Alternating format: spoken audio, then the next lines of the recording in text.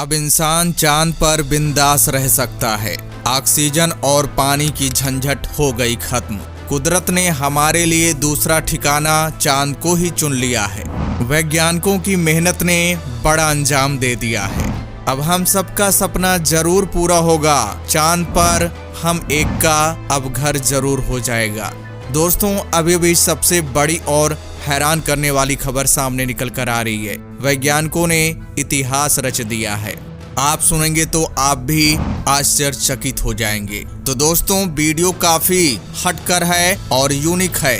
Video को starting से last तक जरूर देखिएगा। और दोस्तों, फटाफट वीडियो को लाइक कर दीजिए और कमेंट्स बॉक्स में जय हिंद लिखना मत भूलिएगा। दोस्तों, जब से हमारे भारत के रोवर ने चांद पर अपना कदम रखा है, तब से हर एजेंसियों के किस्मत का पिटारा खुल गया है।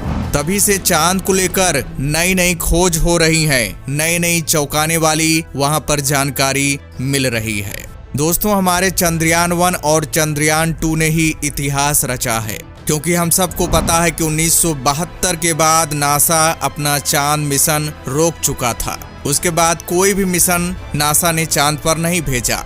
लेकिन हमारे भारत के सबसे टॉप साइंटिस्ट इसरो ने जब से चांद पर चंद्रयान 1 और चंद्रयान 2 को भेजा है, तब से सभी की आंखें चांद पर टिकी हुई हैं। और क्यों न टिकें, क्योंकि चांद एक अनोखा है और पृथ्वी के सबसे नजदीक है। अगर दोस्तों जीने योग्य चांद पर सारी चीजें अगर मिल जाए, तो दोस्तों सभी चांद पर जाने का मन बनाएगा।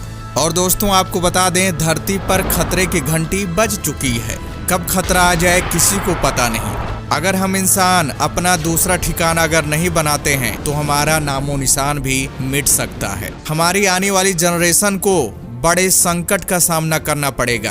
कभी कभी ऐसे भी लोगों को ख्याल आते हैं, क्या हम बच्चा पैदा करना बंद कर दें? अपनी आगे की जनरेशन क्यों पैदा करें? क्योंकि आगे खतरा अगर आ रहा है तो सब मिट ही जाएगा, तो हम बच्चा क्यों पैदा करें? तो दोस्तों, इंसानों को अब चिंता करने की जरूरत नहीं है। चांद हमारा दूसरा घर होगा और हम चांद पर अपना पहला कदम फिर से रखेंगे।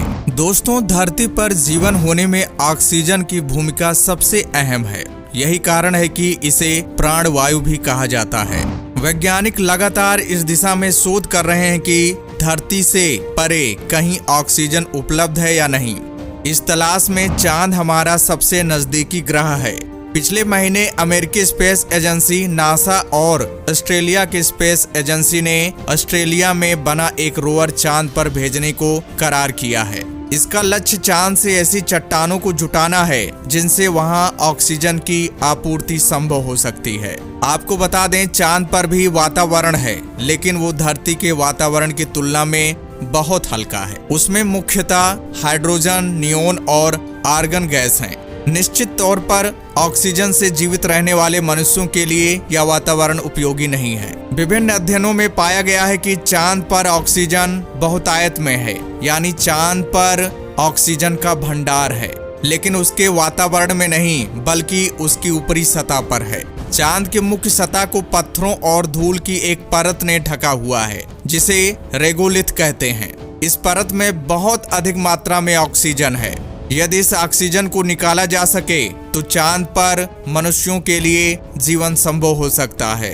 धरती पर बहुत से खनिज हैं जिनमें ऑक्सीजन होती है। इसी तरह के खनिज चांद पर भी हैं। चांद पर सिलिका, एल्युमिनियम, आयरन और मैग्नीशियम ऑक्साइड की प्रचुरता है। वहां सतह को ढकने वाली धूल की परत कठोर चट्टानों और पत्थरों के रूप में यह खनिज है। लाखों वर्षों में विभिन्न उल्कापिंडों के टकराने से चांद पर इन खनिजों की प्रचुरता हुई है।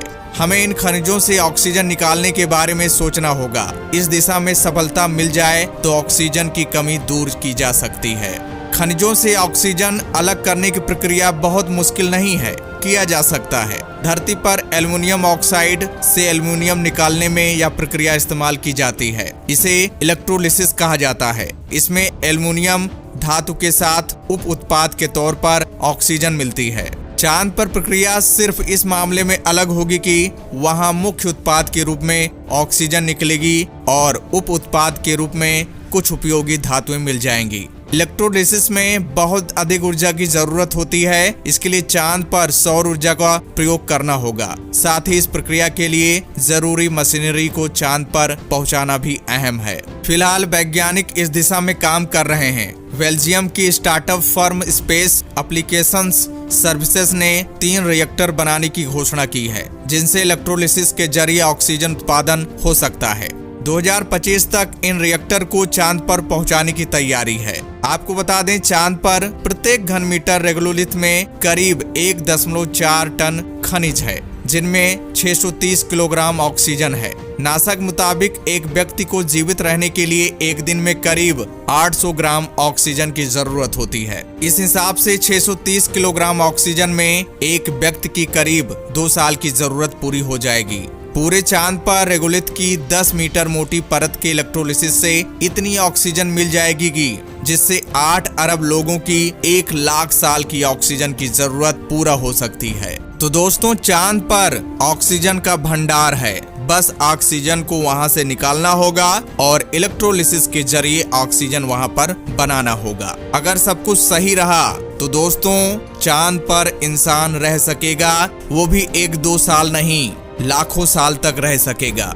यानी कई जनरेशन उसकी वहां पर रह सकती है और आगे भी और प्रक्रिया चलती रहेगी तो वहां पर जीवन हमेशा के लिए स्थापित हो सकता है। तो दोस्तों, जल्द कोई और अपडेट होगी तो आप तक पहुंच जाएगी। इसके बारे में आप क्या सोचते हैं, कमेंट्स करके जरूर बताइएगा। तो दोस्तों, जय हिंद, जय भारत।